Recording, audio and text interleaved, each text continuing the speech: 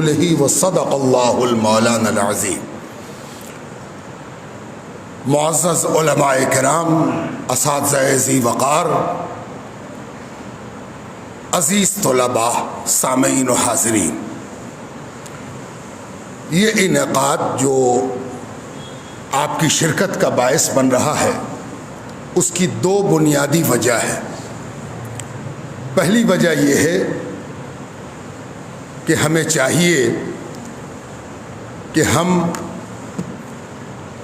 اپنی ملت، اپنی قوم کے بڑوں کو پہچانیں۔ آدمی بہت جلد کسی کے حسن پر، کسی کی خوبی پر، کسی کی ناموری پر فریفتہ ہو جاتا ہے، لیکن ایسا تب ہوتا ہے جب اس کو اپنے حسن اور اپنی خوبی اور اپنے علم کا پتہ نہ ہو،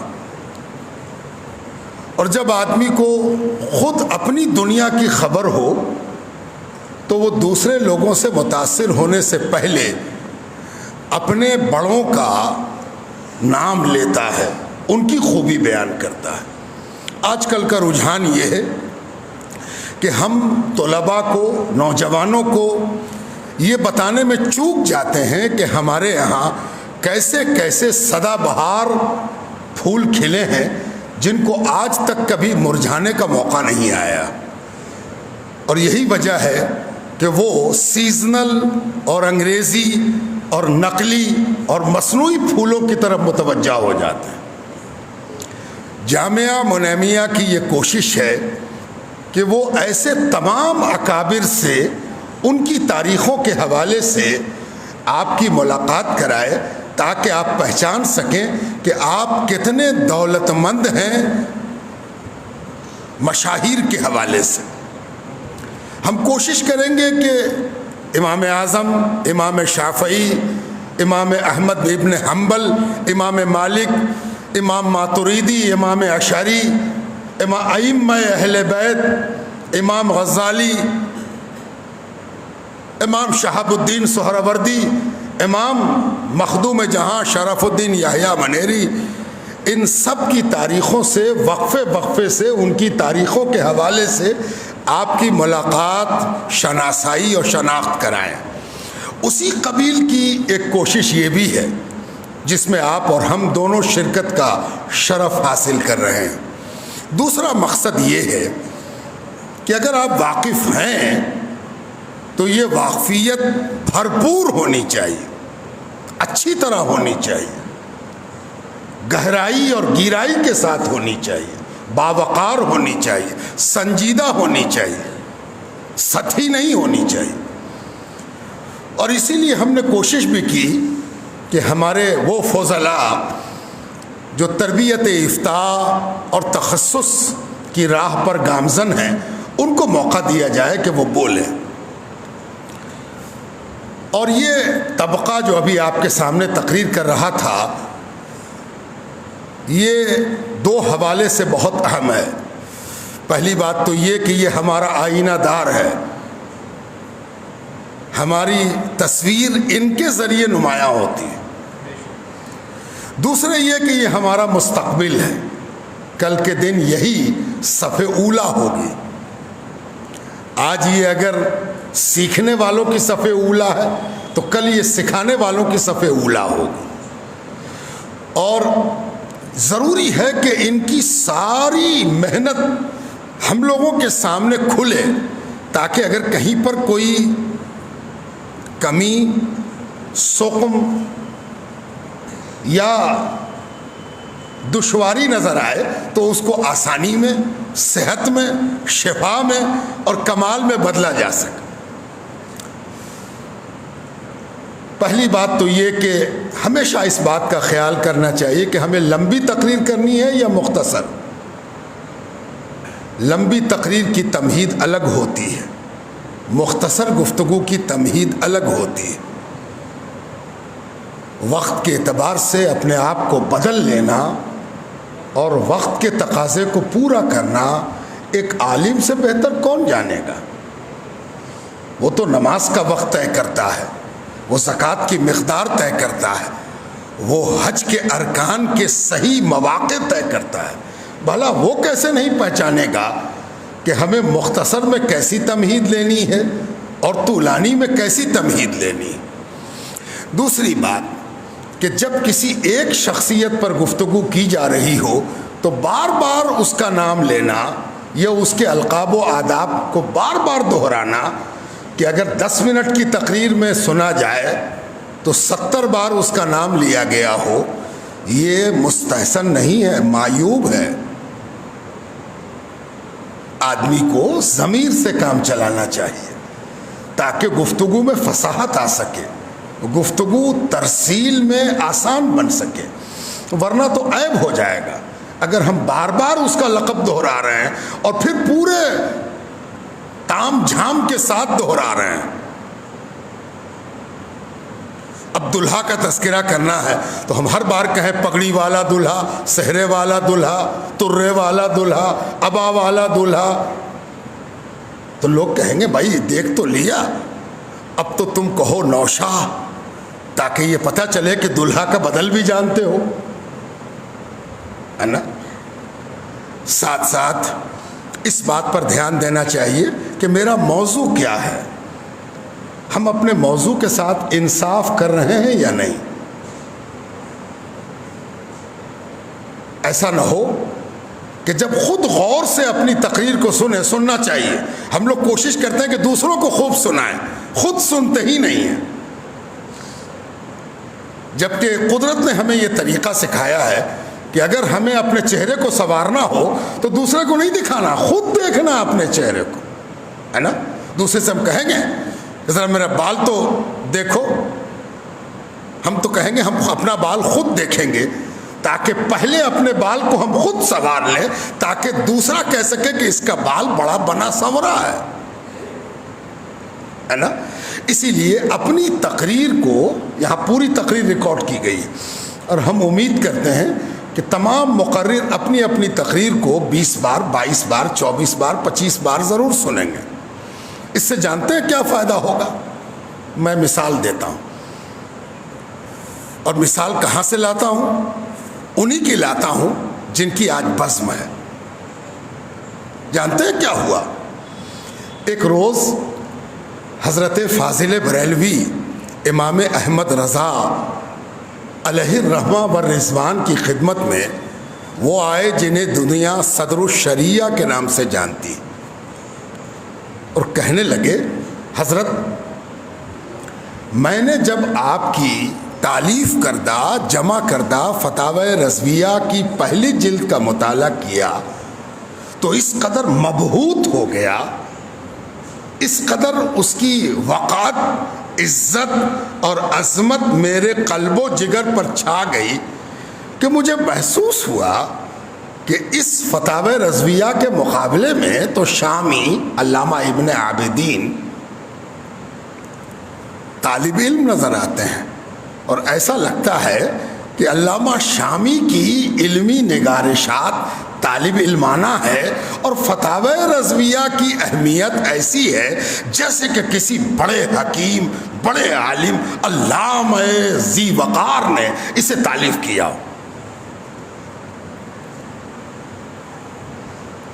میرے سامنے اگر کوئی میری تعریف کرتا تو ہو سکتا ہے کہ میں دیکھتا ہوا اندھا ہو جاتا یا سنتا ہوا بہرا ہو جاتا اور تعویل یہ کرتا کہ یہ ان کی رائے ہے، میری رائے تھوڑی ہے. جانتے ہیں فاضل بریلوی نے کیا جواب دیا؟ فاضل بریلوی نے کہا سنو، جن سے میرا موازنہ کر رہے ہو شامی کو میں نے 22 مرتبہ پڑھا ہے، شامی کو میں نے 22 مرتبہ پوری سنجیدگی، متانت کے ساتھ، ایمانداری کے ساتھ پڑھا ہے. ناول نہیں ہے، منقبت نہیں ہے، غزل کی کتاب نہیں ہے، قصیدہ نہیں ہے، مثنوی نہیں ہے کہ 22 بار پڑھ گئے. جب میں نے شامی کو 22 بار پڑھ لیا ہے تب فتاوی رضویہ کی راہ پر قدم رکھا ہے.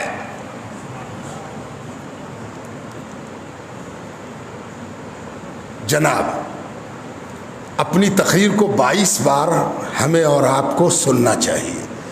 اس سے ہمارا عیب بھی کھلے گا, ہنر بھی کھلے گا, ہم بہت سی چیز سیکھیں گے بھی. بچہ جب شروع میں چلنا شروع کرتا ہے بہت تیز بھاگتا ہے, اور ماں باپ کو بڑی پریشانی ہوتی ہے کہ کہیں اوندا منہ گر نہ جائے. اس کو اگر پکڑا دیا جائے لکڑی والی گاڑی تو اس کو بھی اتنی تیز بھگاتا ہے کہ اگر سنبھالا نہ جائے تو لکڑی کی گاڑی سمیت گر جائے, ہے نا. اسی طرح جب تقریری دنیا میں آدمی قدم رکھتا ہے تو آواز بھی تیز ہو جاتی ہے, لب و لہجہ بھی تیز ہو جاتا ہے, اتنا تیز ہو جاتا ہے کہ بیچارہ اپنا وقت بھی پار کر جاتا ہے نا. یہ سب کے ساتھ ہوتا ہے, یہ کوئی ایسا عیب نہیں ہے جس پر گرفت کی جائے, یہ فطرت ہے. اور کمال یہ ہے کہ فطرت کو حسین کیا جائے, فطرت کو جانا بھی جائے, پہچانا بھی جائے, اس کے حسن کو اور چمکایا جائے اور اس کے عیب کو حسن میں بدل دیا جائے. یہ کمال ہے. آپ نے محسوس کیا ہوگا کہ جو سات حضرات, یہ جو 7 بالیاں تھیں, ان بالیوں میں سب میں دانے آپ کو نظر آئے ہوں گے. بہار کی زبان میں کوئی دانہ کھوکھا نہیں تھا, سب بالی میں دانہ ہے نا. اور سب میں ٹیلنٹ ہے, سب جینیس ہیں, سب میں کوئی خوبی تھی. میں نے کوشش کیا تھا کہ سب کو نوٹ بھی کریں کہ کون کیا کیا بول رہا ہے, اور میں نے دیکھا کہ ان سب کے اندر ہنر موجود ہے. ضرورت اس بات کی ہے کہ ذرا اچھے سے چمکایا جائے. ایک بات اور محسوس ہوئی کہ جہاں سے انہوں نے فضیلت کے درجے پاس کیے ہیں وہاں ان کو فطری طور پر بڑھنے دیا گیا, ان کی استادانہ کاٹ چھانٹ نہیں کی گئی. یہی وجہ ہے کہ ان پر جلسوں کے اثرات زیادہ آ گئے اور ان کا ذاتی ٹیلنٹ چمک نہیں سکا. یہ کہیں نہ کہیں کسی دوسرے کی اتباع کر رہے ہیں, کہیں نہ کہیں یہ کسی دوسرے کی نقل اتار رہے ہیں. کیوں؟ آپ کے اندر اللہ نے خود اپنا ہنر رکھا ہے. آپ اپنے ہنر کو پہچانیے اور دیکھیے کہ کیا کیا خوبیاں ہیں آپ کی. حضرت فاضل بریلوی پر چند جملے سننے سے پہلے ذرا چند انتقادی اور نقد کی نظر بھی ملاحظہ کیجیے. ایک صاحب نے اپنے مقالے میں کہا, صرف 6 اساتذہ کے سامنے زانو ادب تہ کیا, کسی اور کے سامنے زانو ادب تہ نہیں کیا. اگر مجھ سے کہیے کہ یہی جملہ ادا کریں تو جانتے میں کیا کہوں گا. ہماری اطلاع کے مطابق حضرت کے 6 استاد ہیں. ابھی تک اس سلسلے میں مزید دریافت نہیں ہے کہ حضرت نے کسی اور استاد سے بھی فیض پایا تھا, استفادہ کیا تھا, ہمیں نہیں معلوم. یہ محققانہ لہجہ ہے. اور اگر ہم کہیں صرف 6 کوئی اور نہیں تو کوئی پوچھے کتنا زمانہ آپ نے اس پر تحقیق کرتے ہوئے گزارا ہے کہ یہ بیجا یقین کے سمندر میں آپ ڈبکیاں لگا رہے ہیں. کیسے لب و لہجے کو درست کریں گے؟ چونکہ آپ افتاء کے طالب علم ہیں, آپ کی ایک بات پر زمانے پر کفر ٹوٹے گا. اسی لیے آپ کا لب و لہجہ بڑا محتاط, صحت مند, تندرست اور اس بات کی خبر دیتا ہوا ہونا چاہیے کہ آپ پختہ کار ہیں, پختہ نظر ہیں اور پختہ زبان ہیں. ایک صاحب نے کہا کہ سب سے پہلا سائنسداں اس بر صغیر کا امام احمد رضا ہیں, سب سے پہلے سائنسداں.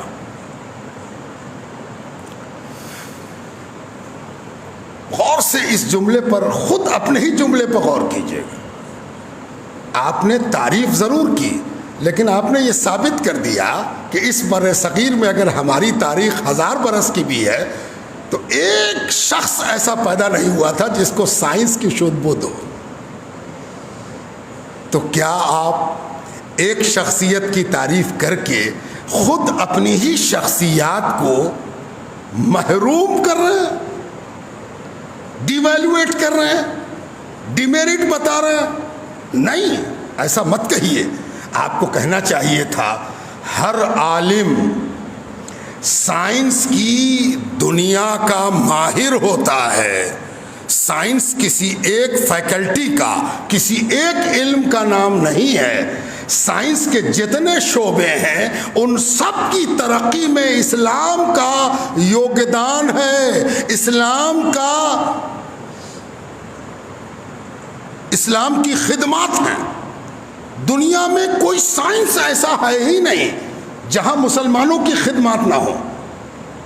اسی ہندوستان میں البیرونی آیا، اسی ہندوستان میں علامہ الصغانی آئے، اسی ہندوستان میں علامہ متقی آئے.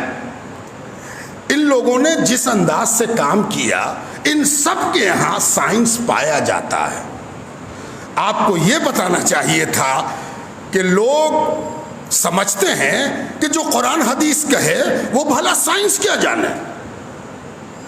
جس کو یہ غلط فہمی ہو کہ قرآن و حدیث پڑھنے والا سائنس کیا جانے، وہ علماء کی طرف بعد میں دیکھے، پہلے فاضل بریلوی کی طرف دیکھ لے اور دیکھے کہ سائنس کہاں.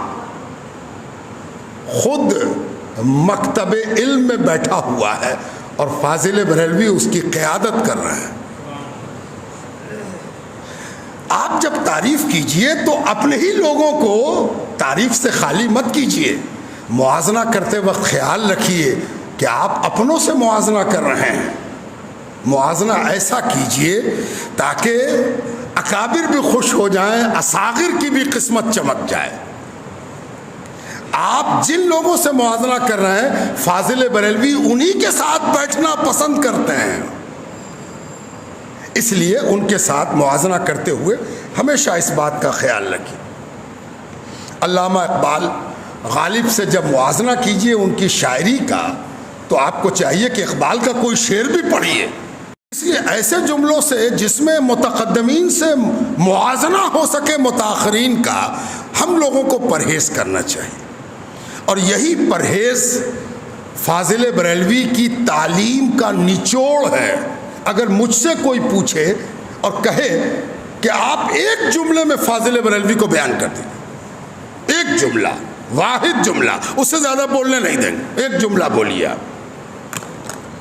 آپ بھی سوچئے. تو اگر آپ سے پوچھے تو آپ کیا کہیے گا؟ سب کو سوچنا چاہیے. اگر آپ جاننا چاہتے ہیں کہ میں کیا کہوں گا تو سنیے. میں ایک جملہ کہوں گا، صرف ایک جملہ. فاضل بریلوی سچ پوچھو تو حفظ مراتب کے امام ہیں. حفظ مراتب، مرتبے کی حفاظت. کس کا کیا مرتبہ ہے، اس کی حفاظت جس نے سکھائی اس کا نام امام احمد رضا ہے. عشق رسول تو عشق رسول. ارے جس نے اللہ تعالیٰ کے بارے میں کیا بولا جائے گا اور کیا نہیں بولا جائے گا، یہ بھی جس نے ہر لمحہ پیش نظر رکھا، دنیا کو سکھا دیا، اس کا نام ہے امام احمد رضا. صرف رسالت نہیں، وحدانیت اور الہیات پر بھی جس کی نظر حفظ مراتب کے اعتبار سے ہے. وہ مشہور آیت قرآن کی جس میں واللہ خیر الماکرین، بندے کے بارے میں کہا گیا کہ یہ بھی مکر کرتے ہیں اور اللہ بھی. ساری دنیا دیکھ رہی ہے کہ جب مادہ ایک ہے تو ترجمے میں کیوں فرق کیا؟ اور ان لوگوں نے مکر کیا اور اللہ نے بھی ان کے ساتھ مکر کیا. ہو گیا ترجمہ، سب نے سمجھا کہ حق ادا کر دیا. جب فاضل بریلوی کی عدالت میں یہ جملہ انصاف کی خاطر حاضر آیا تو فاضل بریلوی نے یوں انصاف کیا اور ان لوگوں نے مکر کیا اور اللہ نے ان کے لیے خفیہ تدبیر فرمائی. مکر کو خفیہ تدبیر میں بدل دینا، اسی کا نام ہے حفظ مراتب. حفظ مراتب کے امام ہے فاضل بریلوی. اس لیے جب ان کے حوالے سے بات ہونی چاہیے تو اس بات کا خیال ہونا چاہیے کہ کسی کے مرتبے کے ساتھ وہ بات نہ کہہ دی جائے جو فاضل بریلوی کی بنیادی فکر کے خلاف ہو. ہمیشہ حفظ مراتب کا خیال رہنا چاہیے. اور جو لوگ فاضل بریلوی کی تعریف میں تقریریں کرتے ہیں تحریریں لکھتے ہیں، انہیں پہلے چاہیے کہ صرف فتاوی رضویہ میں حضرت کے ممدوحین کو تلاش کریں کہ فاضل بریلوی نے اپنے فتاوے میں کن کن شخصیات کی تعریف کی ہے، کن لفظوں میں کی ہے، کن جملوں میں کی ہے، کیسے القاب استعمال کیے ہیں، کیسے آداب استعمال کیے ہیں۔ علامہ ابن عابدین کے بارے میں، علامہ عبد الغنی النابلسی کے بارے میں کیا کہا ہے، ذرا یہ بھی تو دیکھو کہ اعلیٰ حضرت نے کس کو اعلیٰ حضرت لکھا ہے، یہ بھی دیکھنا ہے۔ اعلیٰ حضرت کی نگاہ میں بھی کوئی اعلیٰ حضرت تھا۔ اور ایک بات ہمیشہ خیال میں رہے کہ اعلیٰ حضرت کہہ دینے سے کوئی دوسرا اعلیٰ حضرت ختم نہیں ہو جاتا۔ ہر سلسلے میں، ہر فکر میں، ہر مکتبہ فکر میں کوئی اعلیٰ حضرت ہوتا ہے جس کو اس مکتبے کے لوگ اعلیٰ حضرت کہتے ہیں۔ آپ کو جان کے حیرت ہوگی، اور اگر آپ نہیں جانتے تو اس کے مطلب ابھی اعلیٰ حضرت پر گفتگو کرنے کے آپ لائق نہیں ہوئے ہیں۔ پہلے خوب پڑھیے، تب جا کے لفظ اعلیٰ حضرت سمجھ میں آئے گا، اور تب اعلیٰ حضرت کی بھیڑ میں اعلیٰ حضرت سمجھ میں آئیں گے۔ صرف علماء ہی نہیں، حیدرآباد کی حکومت کا نظام، جو بادشاہ ہوتا تھا اپنے وقت کا حیدرآباد کا، اس کو بھی اعلیٰ حضرت لکھا جاتا تھا۔ اور میں آپ سے کیا کہوں، انگریزوں کی تعریف میں جب بعض اردو داں حضرات رتب اللساں ہوئے تو انہوں نے انگریز بادشاہ کو بھی اعلیٰ حضرت لکھ دیا۔ اس لیے دامن چھوٹا کر کے بڑے دامن کے بارے میں بات مت کیجیے۔ اس بات کا خیال رکھیے کہ آپ کا مطالعہ جب وسیع ہوگا تو آپ کا ویژن وسیع ہوگا، اور تب آپ اس بڑی بارگاہ میں چند جملے بولنے کے لائق ہو سکیں گے۔ اس بات کا بھی خیال رہنا چاہیے کہ عشق رسول،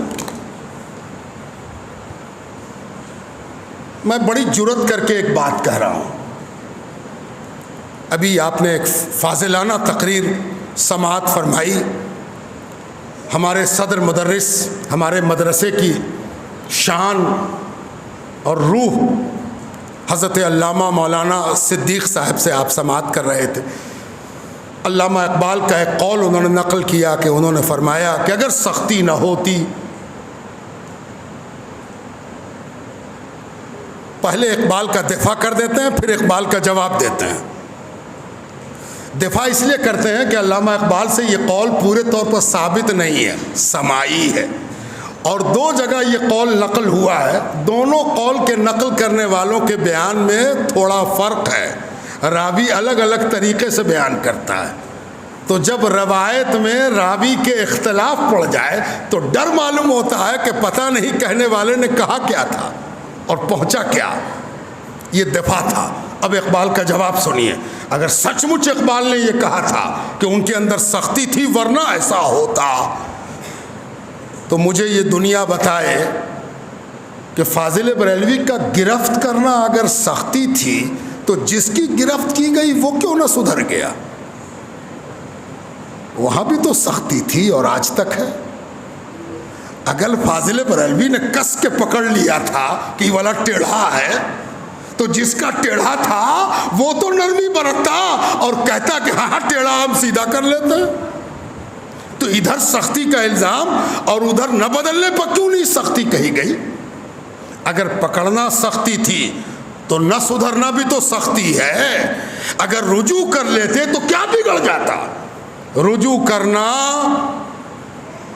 فقہا کی نگاہ میں، علماء کی نگاہ میں، متقین کی نگاہ میں شاید رجوع نہ کرنے سے بڑا کام ہے، رجوع کر لینا۔ فاضل بریلوی نے سخت کہہ دیا تو بڑی سخت ہے، ارے جن کو کہہ دیا وہ کون سے نرم ہوئے؟ تو ان کی سختی پر کیوں نہ سوال اٹھے کہ جن عبارتوں پر فاضل بریلوی نے گرفت کی، گرفت کرنا بڑی سختی کی بات تھی، تو جن کی گرفت ہوئی وہ کیوں سخت بنے رہے؟ وہ بھی تو نرم ہو کے دکھاتے کہ اچھا ہم رجوع کر لیتے ہیں، اس عبارت سے میرا یہ مفہوم نہیں تھا، میری یہ مراد نہیں تھی، تو ہم اس عبارت کو درست کر لیتے ہیں۔ تو ان کی سختی سوجی، ان کی سختی نہ سوجی۔ اس لیے علامہ اقبال نے اگر یہ کہا تو غیر متوازن ہو کے کہا. پکڑنے والا ہمیشہ سختی سے پکڑے گا، چھڑانے والے کو چاہیے کہ نرمی برت کے پکڑنے والے سے چھوٹ جائے. نہیں چھوٹا تو پکڑنے والے نے تو پکڑا تھا، چھوٹنے والے نے سختی برت کے اپنے کو پکڑائے رکھا، تو ہم کیا کریں؟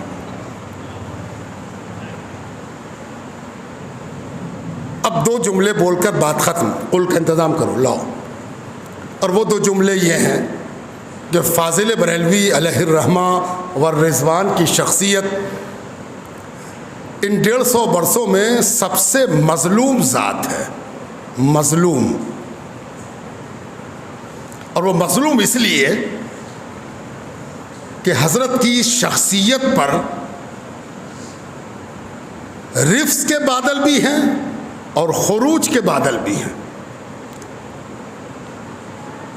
خروج تو آپ سمجھتے ہیں نکل جانا، بات کو نہ سننا، سننے والوں کی بھیڑ سے الگ ہو جانا. جو لوگ فاضل بریلوی کے خلاف بولتے ہیں ان سے دشمنی رکھتے ہیں، سوء ظن رکھتے ہیں. سچی بات یہ ہے کہ انہوں نے فاضل بریلوی کو ایمانداری سے پڑھا ہی نہیں ہے.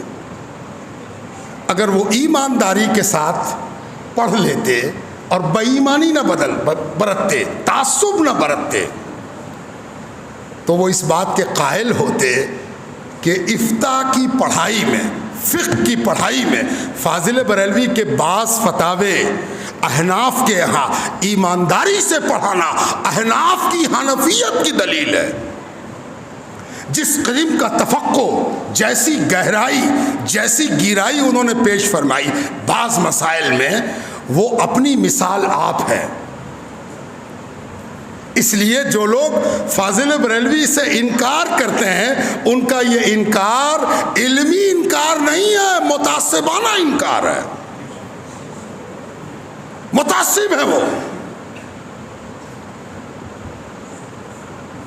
عزت اگر کرتے، علم کی، تفقہ کی عزت کرتے، تو آج کم سے کم احناف کا کوئی ایسا مدرسہ نہ ہوتا جہاں فتاوی رضویہ کا کوئی نہ کوئی جز نصاب میں شامل نہ ہوتا. اور ایک بات یاد رہے کہ نصاب بنانے والوں، دنیا اردو پڑھانے کا نصاب جو بناتے ہیں یونیورسٹیوں میں بیٹھے ہوئے، مدارس میں بیٹھے ہوئے جو اردو پڑھاتے ہیں، یونیورسٹی کے بابائے اردو، انہوں نے بھی تعصب کی کوئی حد نہیں باقی رکھی ہے. اگر وہ ایمانداری کے ساتھ شاہکار کلام کو شامل نصاب کرتے تو فاضل بریلوی آج خال خال نصاب میں نہیں ہوتے، ہر نصاب میں شامل ہوتے. اپنی شاعری کے اعتبار سے وہ آدمی اتنا بڑا ہے کہ ادب میں بغیر فاضل بریلوی کو پڑھے ہوئے ادب کی سرگزش نامکمل ہے.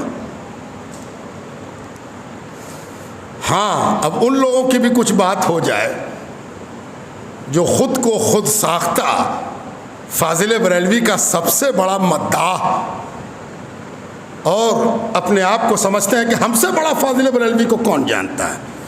انہوں نے جتنا ظلم فاضل بریلوی پر کیا ہے شاید ہی کسی نے کیا ہوگا. اگر کوئی سیرت نبوی پڑھ رہا ہو علی صاحب الصلاۃ والتسلیم اور کہے کہ حضور کی سیرت تو یہودیوں کے رد میں ہے، عیسائیوں کے رد میں ہے، اہل کتاب کی تردید میں ہے، اہل کتاب کی تفسیق میں ہے، اور کوئی پوچھے اور کچھ، تو کہنا بنیادی بات تو یہی ہے. تو وہ کتنا بڑا ظالم ہوگا جس نے سیرت نبوی کو رد یہودیہ اور رد عیسائیہ سمجھ رکھا. ارے یہ تو ایک پہلو ہے، یہ تو ایک رنگ ہے، یہ تو ایک باب ہے، یہ تو ایک دروازہ ہے جو سیرت نبوی میں داخل ہونے کے لیے محض ایک دروازے کی حیثیت رکھتا ہے. بلا تشبیہ و تمثیل فاضل بریلوی صرف رد وہابیت کا نام نہیں ہے، فاضل بریلوی صرف رد نجدیت کا نام نہیں ہے، فاضل بریلوی صرف رد بدعقیدگی کا نام نہیں ہے. دین کی صحیح تفہیم، صحیح تشریح، صحیح توضیح، صحیح تدریس، صحیح ارسال، صحیح ترسیل کا نام فاضل بریلوی. ضرورت اس بات کی ہے کہ فاضل بریلوی کے وہ کارنامے سامنے لائے جائیں جو فاضل بریلوی نے بحیثیت عالم جلیل، بحیثیت فقیہ بے مثال، بحیثیت محدث لازوال پیش کیے، ان کو پیش کرنے کی ضرورت، ان کو پھر سے سامنے لانے کی ضرورت۔ کام بہت ہے کرنے کو، کام ہو نہیں رہا۔ ان کے وہ اردو رسائل جن کی زبان 150 سال پرانے ہونے کی بنا پر قدامت کے حسن سے لبریز ہے، اسے ضرورت ہے کہ اسے جدید تقاضوں کے مطابق جدیدیوں کی کم مائگی کی بنیاد پر پیش کیا جائے تاکہ جدید بھی اس سے فائدہ اٹھا سکیں۔ ان کتابوں میں کوئی کمی نہیں ہے، فاضل بریلوی کے لب و لہجے میں کوئی نقص نہیں ہے، جدید تھوڑا جدید ہو گیا ہے۔ اس لیے ضروری ہے کہ جیسے فاضل بریلوی نے قدماء کے اقوال کو اپنے رنگ میں پیش کیا، ویسے ہی فاضل بریلوی کے کلام کو بھی موجودہ تقاضوں کے مطابق پیش کرنے کی ضرورت۔ فاضل بریلوی کی عربی شاعری اور فاضل بریلوی کی فارسی شاعری بھی بے مثال ہے، لاجواب ہے۔ یہاں کے لوگ تو اتنا نہیں جانتے، ورنہ عربی شاعری پر پڑوسی ملکوں میں کئی پی ایچ ڈیاں ہو گئیں صرف عربی شاعری پر۔ اور فارسی کے 2-4 مصرے جو آپ کبھی نعت میں سن لیتے ہیں تو محسوس ہوتا ہے کہ کسی اردو داں کا لکھا ہوا فارسی کلام ہے۔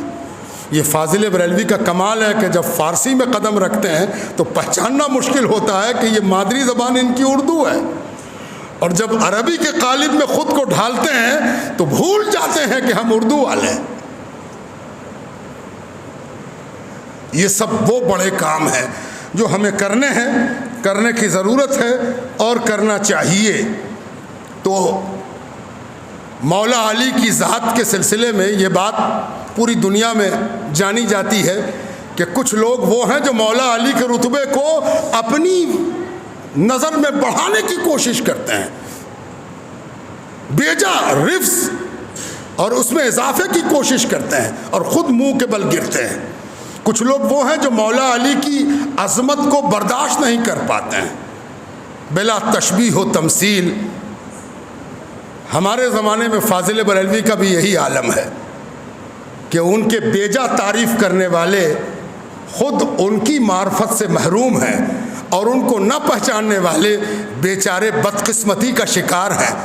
ان دونوں سے اگر ہم فاضل بریلوی کو نکال کر سامنے رکھیں اور ایمانداری کے ساتھ ان کے جمال جہاں آرا کی زیارت کرنے کی کوشش کریں تو شاید ہمارے لیے بھی بہتر ہوگا، ملت کے لیے بھی بہتر ہوگا، مستقبل کے لیے بھی بہتر ہوگا۔ اور اسی لیے اللہ تبارک و تعالیٰ کا احسان ہے کہ ہمیں فاضل بریلوی کے بعد ایک ایسے زمانے میں پیدا کیا کہ جب ہم بعض مسائل میں کسی اور طرف دیکھتے ہیں اور سناٹا نظر آتا ہے تو فاضل بریلوی کی ہاں قیادت نظر آتی ہے، اور لگتا ہے کہ ہاں یہ رائے وہ رائے ہے جو ہمیں متقدمین سے جوڑے رکھتی ہے اور متاخرین کے درمیان امامت بخشتی ہے۔ یہ ہے فاضل بریلوی۔ اللہ تعالیٰ ان کی ذات پر رحمت فرمائے۔ یوں تو پوری دنیا کو یہ حق ہے کہ فاضل بریلوی کو یاد کرے اگر ایماندار ہے تو، لیکن اس خانقاہ کو اور اس جامعہ کو اس حق کے ساتھ کچھ خصوصی حق بھی حاصل ہے۔ آپ اس خانقاہ میں بیٹھے ہیں جہاں 3 بار فاضل بریلوی مخدوم منیم پاکباز اور اس وقت کے موجودہ صاحب سجادہ سے ملاقات کے لیے حاضر آئے۔ 3 بار اس خانقاہ میں آئے، اسی خانقاہ میں، اسی حجرے میں گھنٹوں تشریف فرما رہے۔ ساری تیاریاں کیسے دنیا کو لے کے چلنا ہے، ملت کو لے کے آگے بڑھنا ہے، بدعقیدگی کے جھونکوں سے کیسے ملت کو بچانا ہے، ملت کی موسم بہار کو خزاں کے تھپیڑوں سے کیسے بچانا ہے، اس کی میٹنگ یہیں چلتی رہی۔ اور جب ایک بڑا جلسہ ہوا جس میں پورے ہندوستان کے مشاہیر علماء شریک ہوئے تو اس کی تاریخیں بھی ایسی رکھی گئی تھیں جو اس خانقاہ کے عرس سے جڑی ہوئی تھی۔ 11-12 رجب یہاں کا عرس تھا اور 12 رجب کی شام سے وہ جلسہ شروع ہوا تھا۔ سارے مہمان علماء بدایوں اور علماء ہندوستان، ان میں سے اکثر کی قیام گاہ یہی جگہ تھی، یہیں کا توشک، یہیں کی تکیہ، یہیں کا شمعدان، یہی کا تعاون اور بہار کی خانقاہوں کا بھرپور تعاون، بطور خاص مخدوم جہاں شیخ شرف الدین احمد یحییٰ منیری کی عظیم الشان خانقاہ معظم کہ اس وقت کے سجادہ نشین جن کے صاحبزادے یہاں بیٹھے ہیں، جناب حضور سید شاہ امین احمد فردوسی رحمۃ اللہ علیہ اس جلسے کی صدارت کر رہے تھے، جس جلسے میں ان کو مجدد کا خطاب پیش کیا گیا۔ اسی خانقاہ کی تکیہ تھی، اسی خانقاہ کی توشک تھی، شمعدان بھی یہی کا تھا، صدارت گل گلزار فردوسیت کی تھی، اور سر اقدس فاضل بریلوی کا تھا، جس پر وہ دستار باندھی جا رہی تھی، جس میں ہر پیچ یہ چلا چلا کر کہہ رہا تھا کہ یہ مجدد ہے، مجدد ہے، مجدد ہے۔ اس لیے اس خانقاہ کا حق ہے، اور ہم ہر سال کرتے ہیں۔ یہ آج پہلی بار عرس نہیں ہوا ہے، وہ ہر سال ہوا ہے، اور یہ جامعہ منامیہ کی خوش بختی ہے کہ وہ فاضل بریلوی کو یاد کرے۔ اس لیے یاد کرے کہ ہم جس علم اور جن علوم کی راہ پر چل رہے ہیں، ان علوم کی معراج کا نام ہے فاضل بریلوی۔ اللہ تعالی حضرت کی صحیح عقیدت، حضرت کے ساتھ انصاف میں برکت عطا فرمائے، اور اللہ تعالیٰ ان کی ذات پر یوں رحمت فرمائے کہ ان کی محل کے اولتی کے نیچے ہم جیسے طلباء جو کھڑے ہیں، تو حضرت کے ہاں ایسی بارش رحمت ہو کہ پرنالے سے ہم بھی نہا لیں۔